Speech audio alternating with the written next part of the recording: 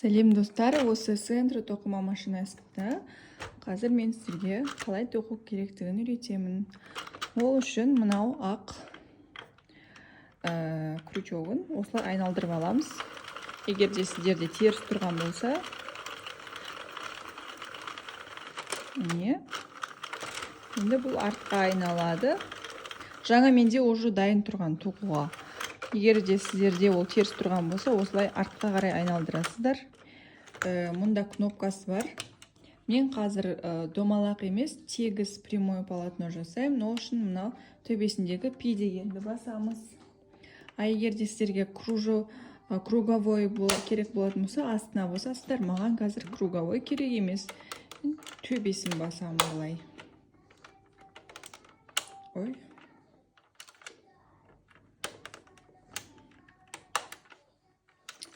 Мынау неге басылмай қалды?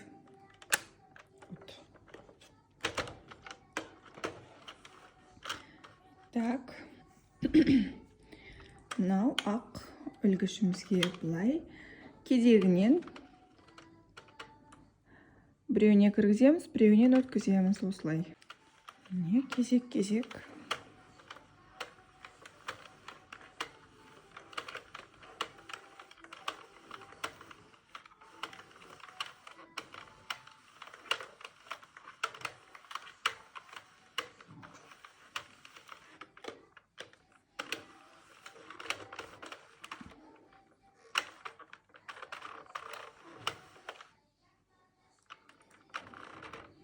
Міне ең соңғысына келдік.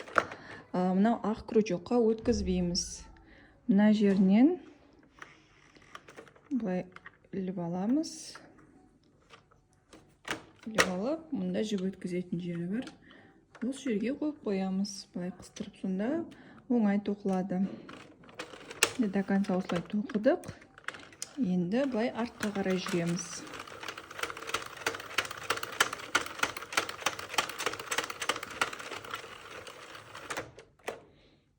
Аққа келдік. Енді қайтадан артқа қарай.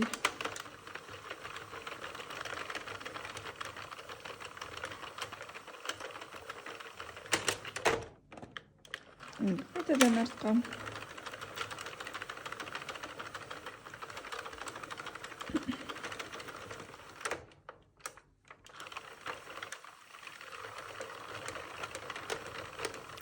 Общий бұл 48 петлядан тұрады.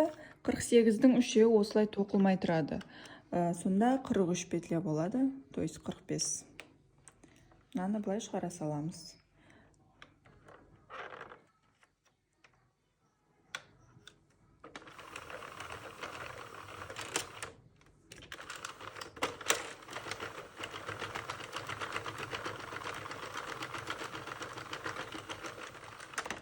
Достар, мен міне былай аяқтап болдым, жібім таусылып қалды.